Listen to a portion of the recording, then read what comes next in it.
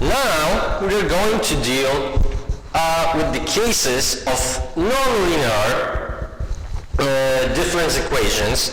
Look, just as before, in case of differential equations, it is sometimes very hard to find a solution to such a difference equation. Okay, let me just show you a couple of examples. Look, for example, if we have an equation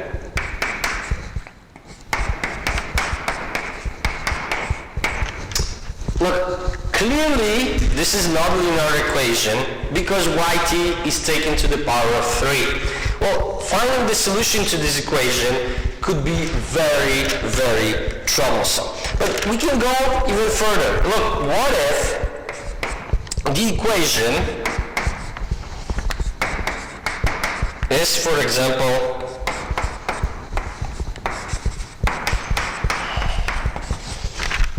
in this form?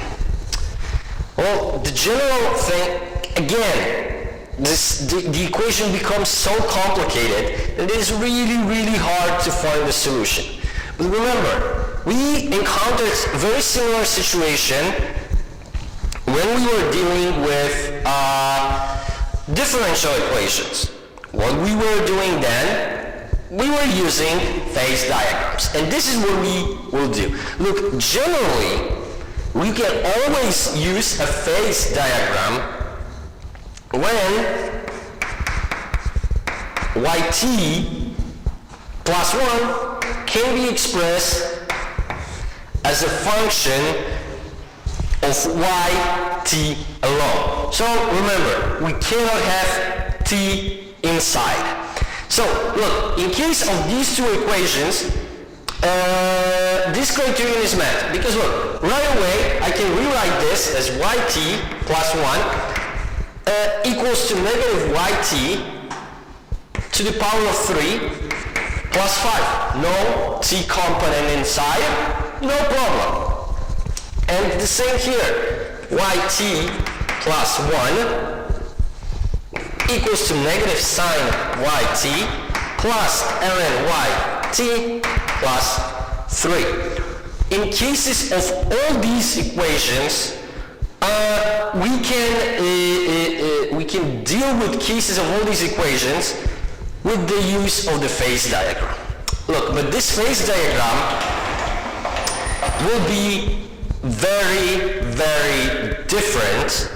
Well, maybe not very, but it will be in principle different than what we see in case of differential equations. Okay, so let me show you what is the trick here. Here, what you see is that we have a yt plus 1 is a function of yt alone. So let's put yt over here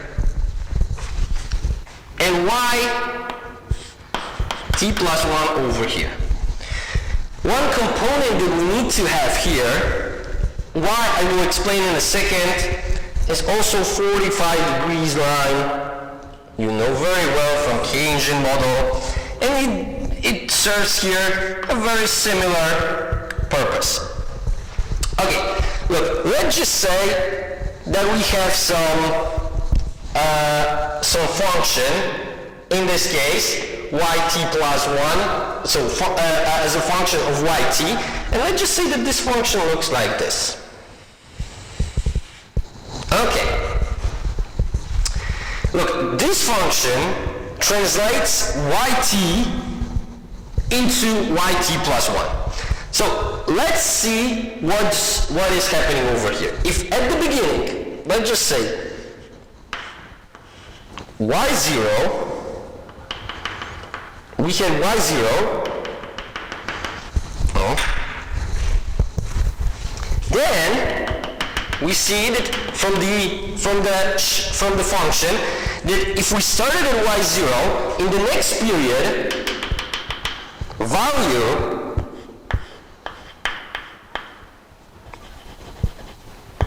y1 will be over here, right? But now is the question, right? This is what we got in this function. This function translates yt into yt plus 1. So, but what happens next? Look, now we want to change yt in the next period to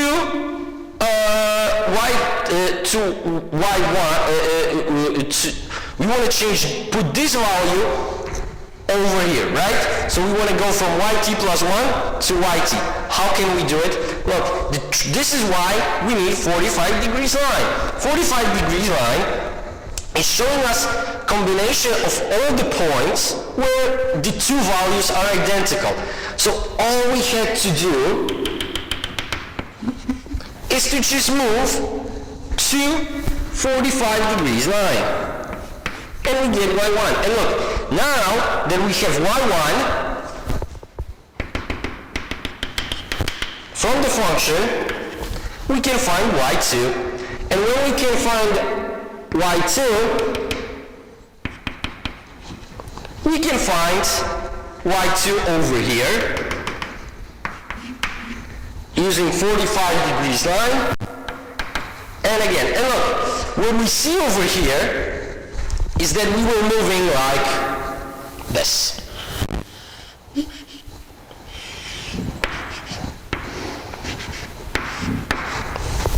And look, what do we see over here? The value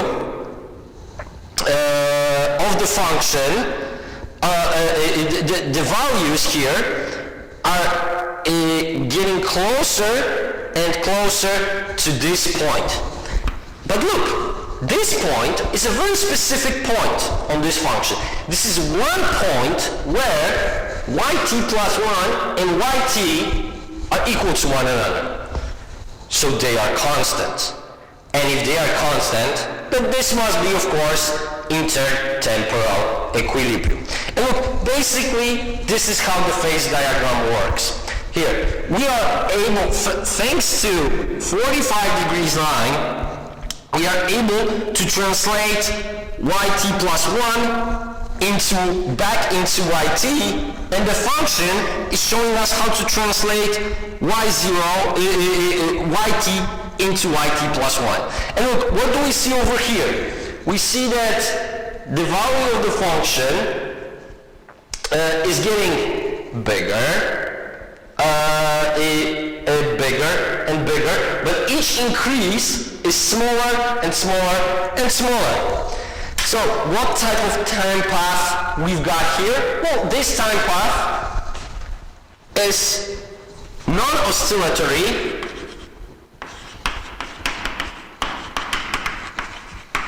and convergent.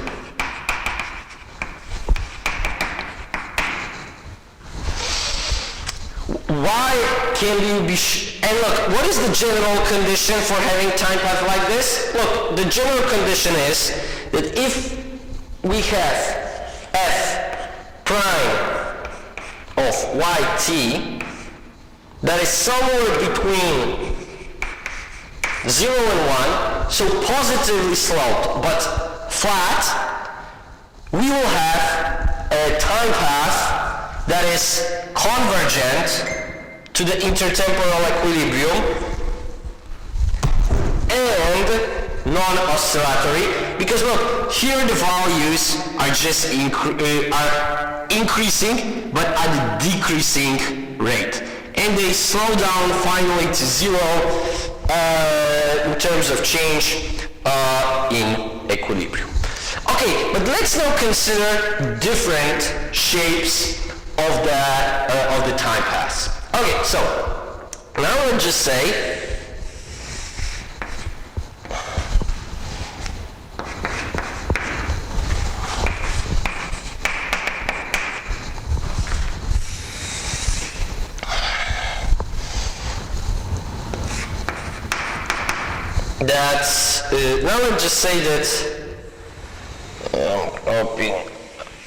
that the function looks like this. Look, we clearly see from that in this case, not that big, f prime of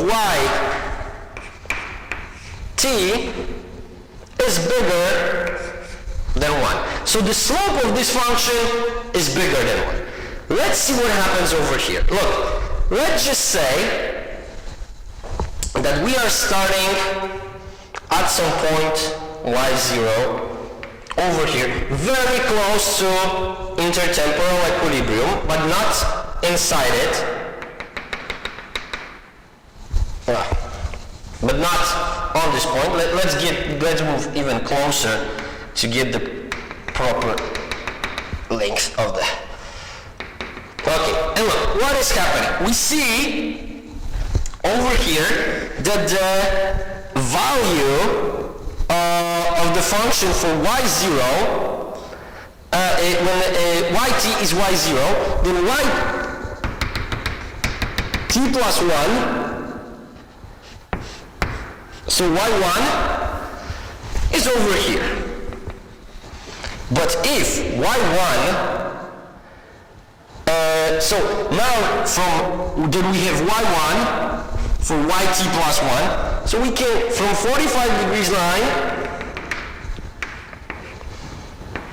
we can read what is the value of y at yt. And now, knowing y1 from the function, we can get y2.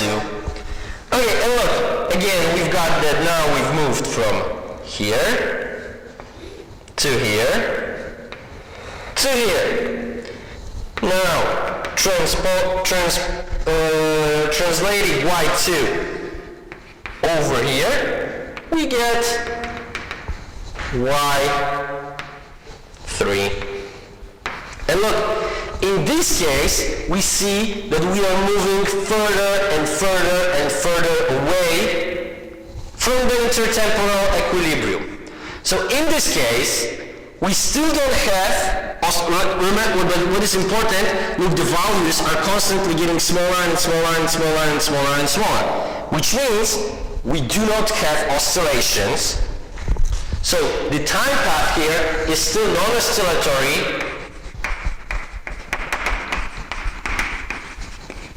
but this time is also not is divergent, because it doesn't matter where we start, we would move further and further and further away from equilibrium. Okay, at home, please try to do the same things on the other sides and make sure that you are getting exactly the same outcomes. Okay, there are two other possibilities here.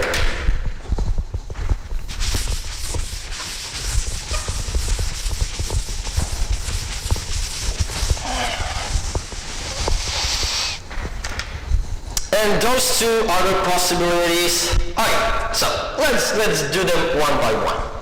Okay, so we go to yt plus 1. We draw a 45 degrees line over here. And now, let's just say that our function looks like this. So, we have function that is downward sloping, but this function is relatively flat. So actually f prime of yt in this case is somewhere between -1 and 0. Let's see what happens now. Okay, let's just say that we start over here. We have some y0 and if this is y0, here we will have y1. But if y1 is over here, then from 45 degrees line, we can read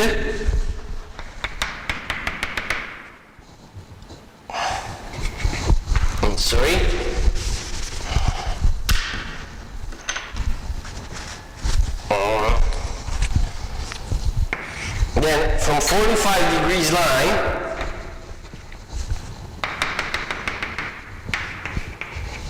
we can read y1. on the YT axis. So look, what happened over here is that we move from here to here first. But now, when YT is Y1, we can read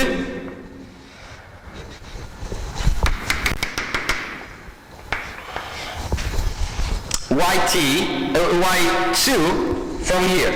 When Y2, when we have Y2 on this axis, we can read the value of Y2, we can put Y2 on YT axis using 45 degrees line. And look, again, we move over here. But if if YT is equal to Y2, then we can read what is Y3. And look, again, we are seeing the cobwebs, just like in the market model. But look, what is happening in this case with the cobweb? Cobweb is acting, is making circles, but they are those squares, to be strictly speaking, rectangulars. But those rectangulars are getting smaller and smaller and smaller and smaller.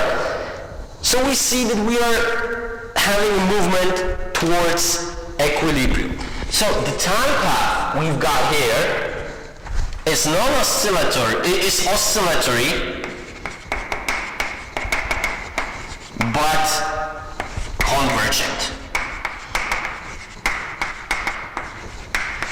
Because as you see over here, we got values that are above equilibrium, below, above, below, above, below, above, below, but eventually we are reaching the intertemporal equilibrium. Okay, and the last case,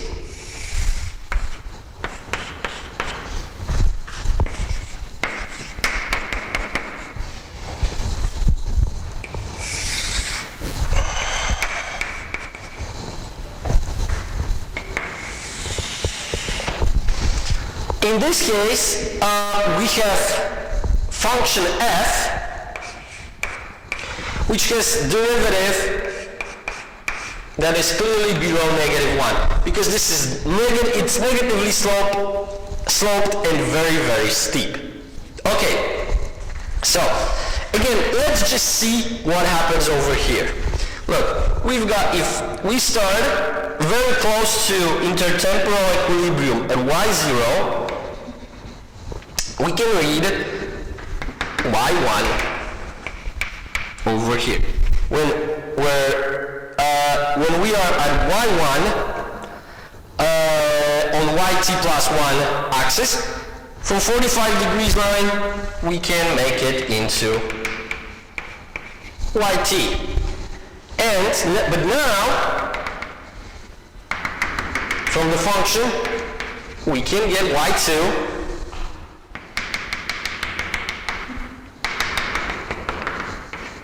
and we can put this y2 over here.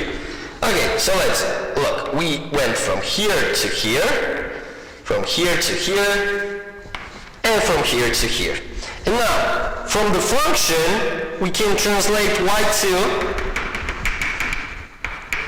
into y3, and then we can put y3 over here.